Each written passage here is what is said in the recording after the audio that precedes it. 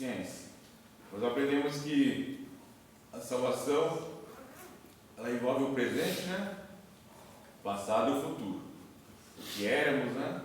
Transformados por Deus, nossos pecados são perdoados, né?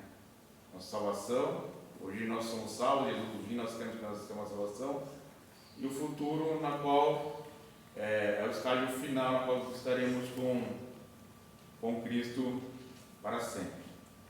Nós fizemos uma introdução aula passada em Efésios 2, né? E hoje nós vamos aprofundar um pouco mais. Nós vamos aprender sobre o processo e elementos da salvação. Já podemos entender a realidade do pecado e como ela afetou a humanidade, gerando a necessidade de salvação de um Salvador. Na aula passada, na matéria passada, Mondailton, né? Nós aprendemos sobre a doutrina do pecado. E nós aprendemos que Adão pecou e esse pecado passou a todos nós, como um vírus, né? Adão pecou e esse pecado passou a todos nós. E todos nós passamos o que nós chamamos de pecado original. O pecado de Adão passado para nós. Esse pecado afetou toda a humanidade. A partir daí, a imagem e semelhança de Deus que estava em nós, ela foi corrompida. Ela não foi tirada, ela foi corrompida. E nossa inclinação, nossos desejos, foi tudo desvirtuado, inclinado para o pecado. Daí está lá que eu já falo, que não há nenhum que busca Deus. Que todos pecaram e destituídos estão da glória de Deus, né? Esse pecado passou a nós, nosso coração passou a ser mau, né? Como Jesus falou, que as intenções do coração são o que? Avareza, homicídio, prostituição e assim por diante. Como Jesus falou, que nosso coração foi corrompido. Então nosso desejo foi sempre para o mal, para o pecado. Então essa é a situação do ser humano. E sobre o ser humano, a culpa do pecado, né? Se ele pecou, ele é réu, né? Réu. Então, ele merece uma sentença. E agora eu pergunto, qual é a sentença para o pecado? Quem que lembra? A morte, né? Diz lá que o salário do pecado é a morte. Então, nós todos éramos réu de morte. Não sei se é assim que fala, mano. Réu de morte, né? Se é assim que fala. Então, nós todos estávamos condenados à morte. Mas Cristo pagou um preço por nós. Aí nós vamos ver esse processo da salvação. Pode passar, João, por favor.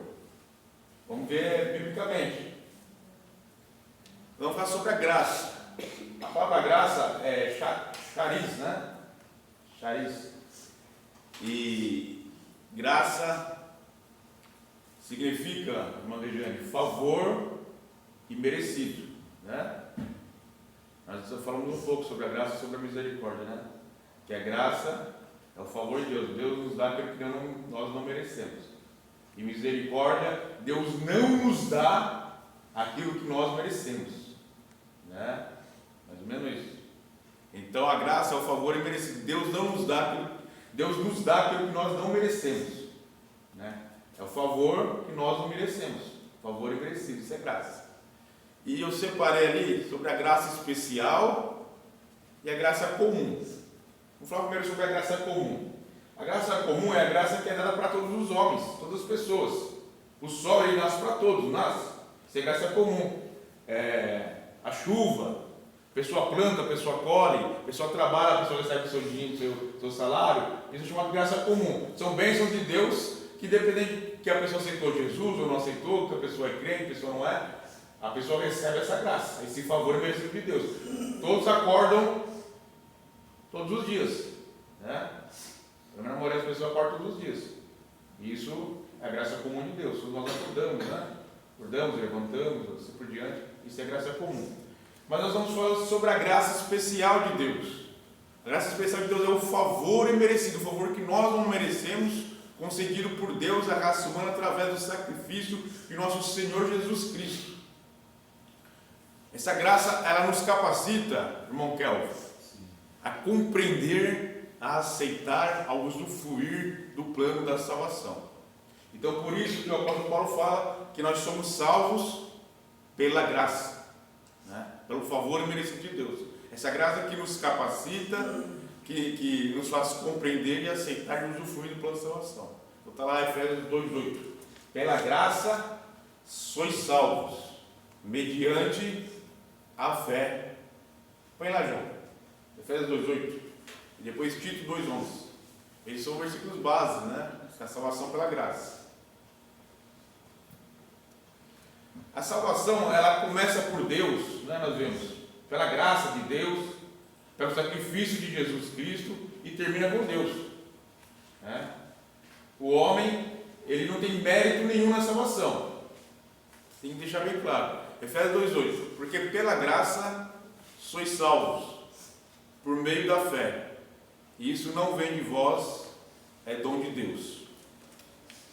Então, pela graça nós somos salvos, por meio da fé. A fé é o meio. E isso não vem de vós, é dom de Deus. Passa no 9 para você ver. Para que ninguém se glorie. Ó. Não vem das obras, para que ninguém se glorie. Então a salvação ela vem da graça de Deus, do favor imerecido de Deus. Pela graça sois salvos. Efésios 2, Tito 2:11.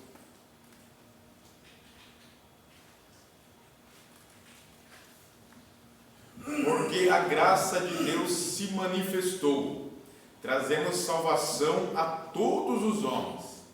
Então, como já afirmamos aqui, a graça de Deus foi manifestada, trazendo salvação a todos os homens. Tem algumas igrejas, irmão David, que ela fala que a salvação é só para alguns, só para os escolhidos, só para os predestinados. Mas nós vemos esse versículo que a graça se manifestou trazendo salvação a todos os homens, né? Todos os homens. Então nós vemos que o homem é salvo somente pela graça de Deus. Até aí tudo bem? Irmão Alf, tranquilo? Irmão Diogo, tranquilo? Tudo bem, pode passar os lados. Então, a graça de Deus é manifestada para nós, favor merecido, através do Senhor Jesus Cristo, que morreu na cruz do Calvário pelas nossas vidas. Ele pagou o preço pelos nossos pecados. E daí vem um chamamento. Nós chamamos de essa graça proporciona um chamamento. Deus chama os seus, irmão Kelvin.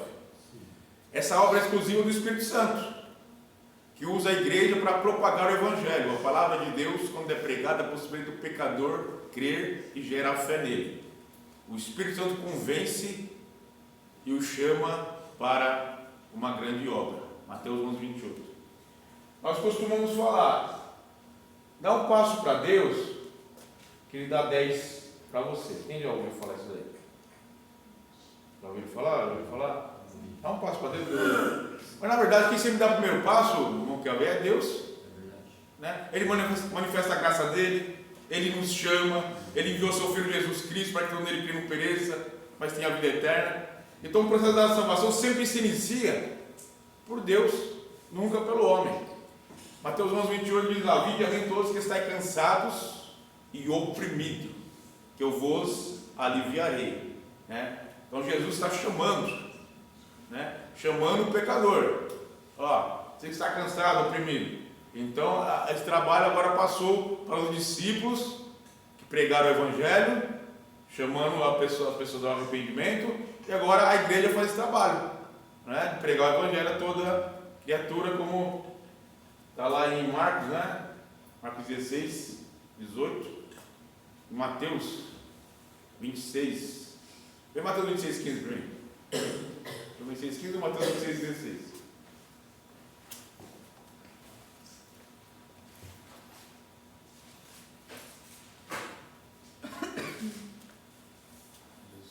Hora boa, né? Mateus 26:20. 26:15 ou 16? 16:15, Marcos 16:15. Ele diz: que me quereis dar, eu vou lhe entregarei. Eles passaram 30 mais. Mateus 28. 28:15.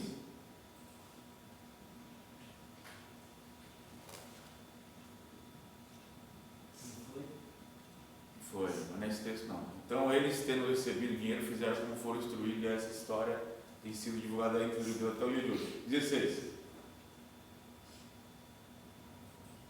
28 e 16? Isso, vai passar. Até nós chegarmos. Pode passar. Pode passar. Aí. E aproximando-se Jesus, falou-lhes, dizendo: foi-me dada toda a autoridade no céu e na terra. 19.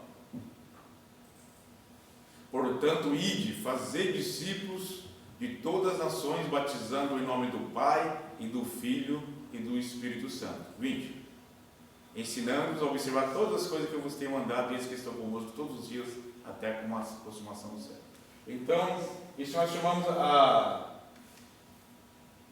da grande comissão, né? Jesus, ele mandando a gente ir por todo mundo e pregar o Evangelho. Isso, 16, 15, pregando agora. Ir por todo mundo, pregar o Evangelho a todas as pessoas. Isso é Marcos, né? Isso, 16, 15. Isso.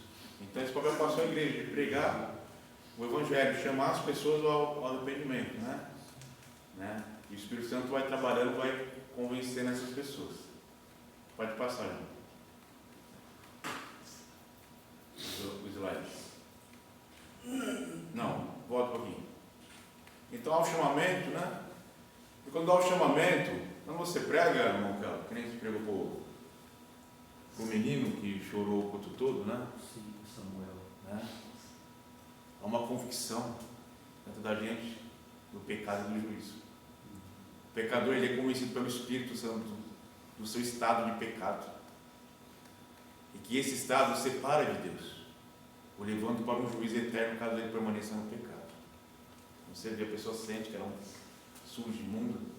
Todos nós passamos por isso, né? Ela necessita de Deus, ela precisa mudar, ser transformada por Deus. Então nos traz também essa graça, esse chamamento, nos traz a convicção do pecado. E somos pecadores. Tá? João 16:8 deve dizer que o Espírito Santo convence, né? Vamos ver. João 16:8.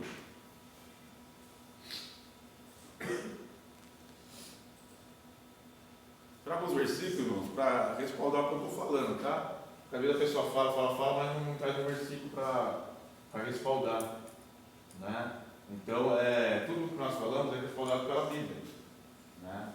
Toda a doutrina fala isso pela Bíblia. João, está em Josué. Tem que pôr no tio. E quando ele vier, convencerá o mundo do pecado, da justiça e do juízo. Então o Espírito Santo, Diogo, ele nos convence do pecado, da justiça e do juízo. Nós não viemos aqui porque nós quisemos, não, irmão. Nós viemos aqui porque nós somos convencidos pelo Espírito Santo, pela graça de Deus, pelo poder de Jesus Cristo. Ele nos convenceu do pecado, da justiça e do juízo que virá sobre essa terra.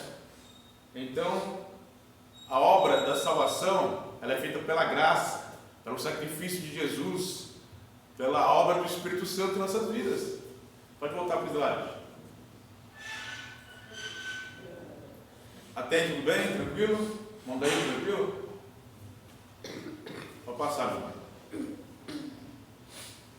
Então, vem a graça sobre a nossa vida, vem o chamamento de Deus, vem a convicção do pecado. Alguém pregou para você, irmão Aleph? E essa pregação, ela gera fé no seu coração, porque a fé vem pelo ouvir, e ouvir a palavra de Deus. Então, crie em nosso coração a fé. A fé é a resposta humana a essa grande salvação que é ofertada para o pecador. Então, quando a pessoa prega para você, o Espírito Santo te convence, Deus gera fé dentro de você, gera uma convicção nas palavras, nas promessas de nosso Senhor Jesus, que faz o crente abandonar a vida de pecado e perseverar até o fim. A fé é produzida por Deus em nosso coração através da palavra. Sem a fé é impossível agradar a Deus. Então, eu falo que nós somos salvos pela graça, mediante a fé. A fé é a resposta humana. Quando prega para você, você cria fé no seu coração. A fé vem pelo ouvir a palavra de Deus, né? E essa fé que nós estamos falando é uma fé salvífica, uma fé que salva. Essa fé, faz você crer, você ter convicção e faz você perseverar. Não é uma fé que hoje você crê, amanhã não creio mais não. Uma fé que faz você perseverar, uma convicção viva nas promessas de Jesus. Então está lá em Hebreus 11, 1. Quem que lembra o que está escrito em Hebreus 11, 1? Alguém lembra o que está escrito em Hebreus 11, 1? Você lembra, Sofia? É o firme fundamento das coisas que se esperam e prova das coisas que não se vê. Ora, a fé é o firme fundamento das coisas que se esperam. Ou seja, é uma convicção do que se espera. Firme fundamento é uma convicção. Você não está vendo a vida eterna, você crê nela. E prova das coisas que não se vêem. O 6, 11, 6.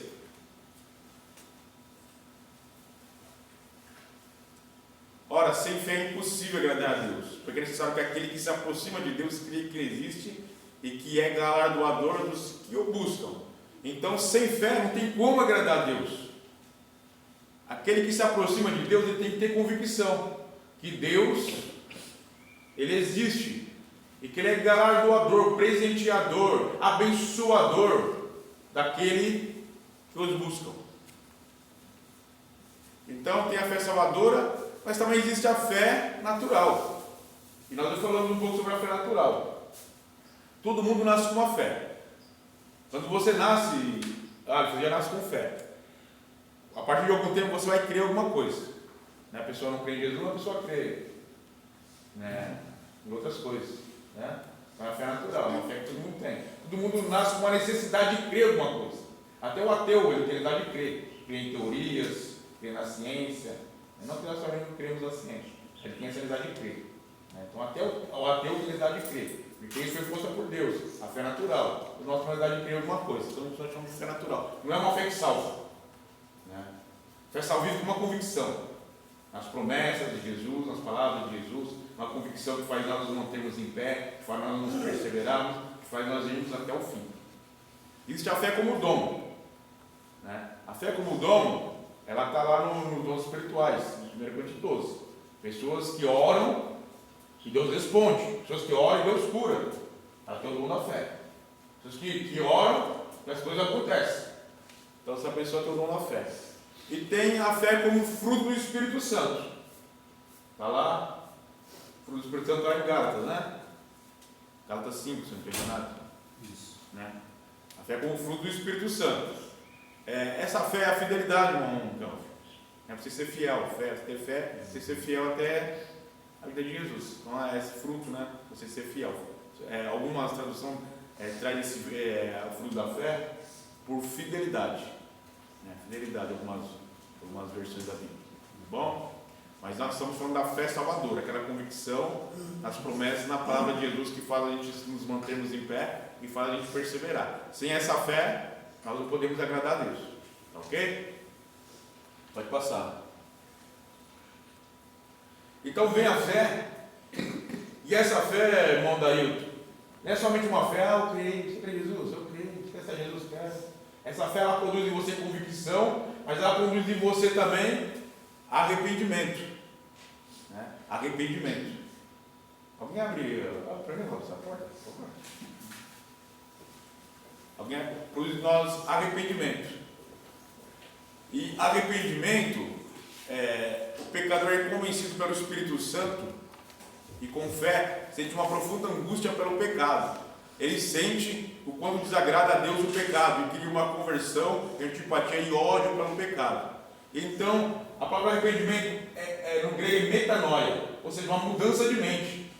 Você tem nojo, irmão Dailton, você tem desprezo por tudo que você fazia antigamente. Você quer uma nova vida. Você não tem mais prazer naquela vida que você levava. Isso é arrependimento. Não é você se arrepender hoje, amanhã você está fazendo de novo. É algo profundo. Você se arrependeu e você não quer mais fazer aquilo. Então isso é arrependimento. É uma aversão, uma antipatia, um ódio pelo pecado. Tem irmão que ele vai pregar, ele fala: eu era ex-macumbeiro, eu matei 20 pessoas, Eu roubei o banco, eu fazia isso, eu fazia aquilo. Ele pega a malta, eu era o maior pecador do mundo. Ele fala de uma maneira que ele tem prazer no que ele fazia. Né? Tem prazer no que ele fazia. Exalta o que ele fazia. Né? A pessoa que se arrepende, ele tem nojo, ele tem aversão, ele lembra da antiga vida dele. Ele fala, meu Deus, como eu era miserável, como eu era triste, como eu era vazio, como eu desagradava a Deus, como minha vida era nojenta, como eu fiz mal a tanta pessoa, como eu magoei tantas pessoas que estavam ao meu lado. Meu Deus do céu, não quero voltar para essa vida mais não. Senhor, me dá força para me continuar, me permanecer, para mim ir adiante. Alguém já viu o testemunho do Guina? Né? O Guina matou não sei quantas pessoas. O pessoal do Racionais foi lá, falou que ele era um mentiroso, né? Que esse Guina não existiu, né? Era algo fictício. Aí o camarada estava pregando nas igrejas, nas nossas igrejas, em todo lugar aí, falando que ele era o Guina do Racionais. Né? Falando que tinha levado 20 tiros, não sei quantos tiros no corpo. Ele foi para um necrotério, lá no necrotério ele estava morto, daqui a pouco abriram ele e ele começou a viver. E a igreja, glória a Deus, aleluia! Nós vamos sair no aviãozinho, vou pegar fogo. Né? Aí falou que uma vez o Ice Blue, né?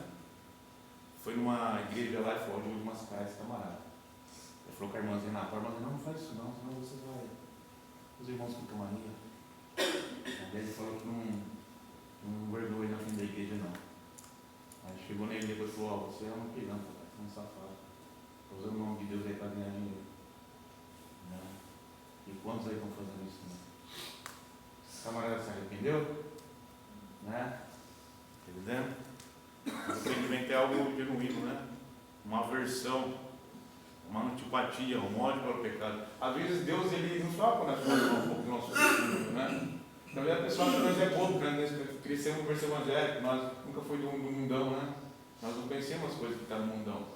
Né? Talvez a gente dá uma palhinha do que né, a gente foi. A gente não fala exaltando quem a gente era, né? Exaltando quem eu sou. Não, eu tenho que exaltar o que eu sou agora. Sou filho de Deus. Os meus pecados perdoados, Jesus viu hoje. Eu tenho a vida eterna. Vou estar com ele, vou dar um abraço bem gostoso de Jesus.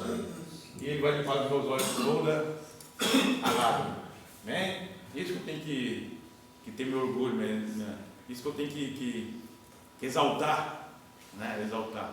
Então há o arrependimento dentro de nós. Essa fé ela produz arrependimento. Uma fé que não produz arrependimento não é uma fé salvadora. Essa fé, ela, mediante a graça também, ela produz em nós conversão. O pecador que estava caminhando em caminho contrário a Deus, agora passa a andar lado a lado com Deus. Abandona o pecado e se entrega a Deus. Então isso é uma conversão. Minha filha está tirando a carta dela, né? Vamos orar para que Deus abençoe que ela passe, viu, irmã? Né? Ela passa. Nunca pegou num carro. Né? Fui ensinar ela a andar esse um tempo atrás, não, já pisava no acelerador. Fala, menina, vai devagar, menina. Né? Queria pisar no acelerador, pega chumbo. Né? Mas o que é uma conversão? Você está andando com um carro, uma estrada, uma direção. Daqui a pouco você muda de direção. É a mesma coisa, nossa, nós estávamos indo, mudando para uma direção errada, a direção que desagradava a Deus. Então ele falou, me arrependi, quero mais ver essa vida, quero mais, isso não é bom para mim, isso me separa de Deus. Você pega e faz o contorno, né? E agora você anda em direção a Deus. Você abandona tudo aquilo, faz um giro lá e vai para a direção oposta do pecado. Direção oposta do pecado e se aproxima de Deus. Exemplo é o apóstolo Paulo, né? Era perseguidor dos cristãos. Perseguia os cristãos, consentia na morte dos cristãos. Pegava cartas para perseguir os cristãos. Mas um dia ele teve um encontro com Deus. Quando ele teve um encontro com Deus, a vida dele foi mudada, foi transformada. De perseguidor, ele passou a ser perseguido e passou a ser pregador dos gentios. Até então, até antes do apóstolo Paulo, A pregação ela ficava só entre os judeus ali, ó. Era só naquele lugarzinho ali. Quando o apóstolo Paulo mudou de vida, levou o evangelho para toda aquela região ali, ó. Ásia Menor, da Grécia, tudo aquilo passaram a conhecer o Senhor Jesus. E a obra de Deus começou a crescer. Através de alguém que se converteu, mudou de vida. Estava indo com um rumo, mudou o seu rumo, começou a servir a Deus. E tudo que ele tinha por grandeza, por riqueza, ele abandonou e tinha como esterco, né? Diz ele, né, irmão? Eu fui como esterco, né? Que ele tinha, né? Sabia que aquilo era, não servia para nada. Só ter uma nova vida com Jesus. Até que bem? Tranquilo? Então, arrependimento.